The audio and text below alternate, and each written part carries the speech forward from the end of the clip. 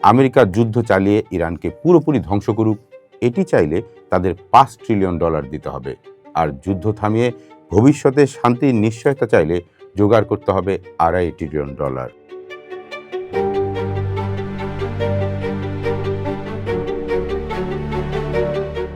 ইরানে মার্কিন ও ইসরায়েলি হামলার পর গোটা বিশ্বের রাজনীতিতে এক ভয়াবহ অস্থিরতা তৈরি হয়েছে। দেশের সাধারণ দোকানি থেকে শুরু করে রাষ্ট্রের সর্বোচ্চ নীতি নির্ধারণী মহল পর্যন্ত সবার মনে একই শঙ্কা।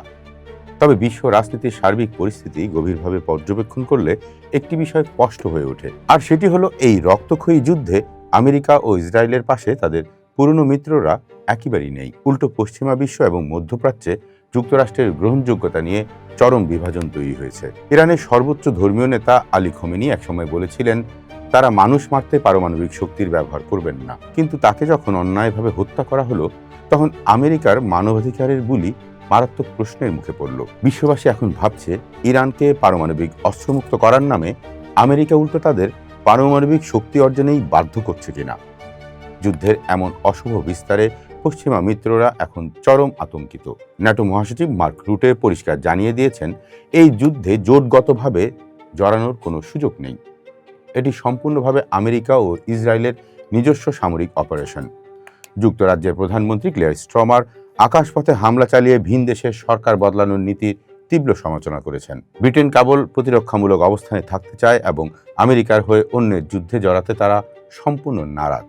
ফরাসি প্রেসিডেন্ট এমানুয়েল মাখো এবং জার্মান চ্যান্সেলর ফ্রেডরিক মার্চ অবিলম্বে এই সংঘাত থামানোর দাবি জানিয়েছেন। ফরাসি প্রেসিডেন্ট প্রকাশ্যেই তার ক্ষোভ জানিয়েছেন যে হামলার আগে ইউরোপকে জানানো ন্যূনতম ভদ্রতাটুকুও আমেরিকা দেখায়নি।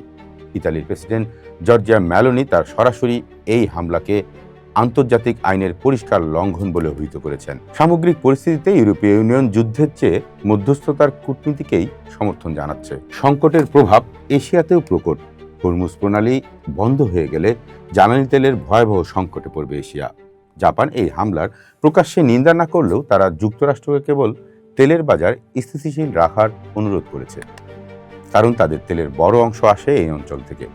অন্যদিকে বর্তমান পরিস্থিতিকে ভয়াবহ উল্লেখ করে দক্ষিণ কোরিয়া আমেরিকার চাওয়া পেট্রিয়ট মিসাইল দেওয়ার ব্যাপারে কোনো চূড়ান্ত সিদ্ধান্ত নেয়নি। তবে সবচেয়ে ভয়ঙ্কর ঘটনা ঘটেছে ট্রাম্পের অদ্ভুত অর্থনৈতিক কূটনীতি ঘিরে।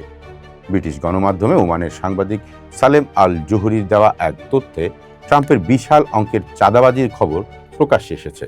মধ্যপ্রাচ্যে উপসাগরীয় দেশগুলোকে ট্রাম্প পরিষ্কার বলেছেন আমেরিকা যুদ্ধ চালিয়ে ইরানকে পুরোপুরি ধ্বংস করুক, এটি চাইলে তাদের $5 ট্রিলিয়ন দিতে হবে। আর যুদ্ধ থামিয়ে ভবিষ্যতে শান্তির নিশ্চয়তা চাইলে জোগাড় করতে হবে $2.5 ট্রিলিয়ন।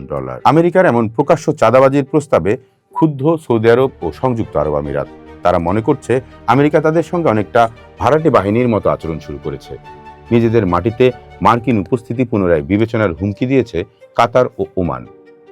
ট্রাম্পের এমন হঠকারী দাবির পর আরব দেশগুলো মার্কিন নির্ভরতা কাটিয়ে এখন ধীরে ধীরে চীন ও রাশিয়ার দিকে ঝুঁকছে। পরাশক্তি হিসাবে সামরিক আধিপত্য দেখালেও আমেরিকা যে বিশ্বে দিন দিন কত একা হয়ে পড়েছে, মিত্রদের এই স্পষ্ট অস্বীকৃতি তারই এক নীরব বার্তা।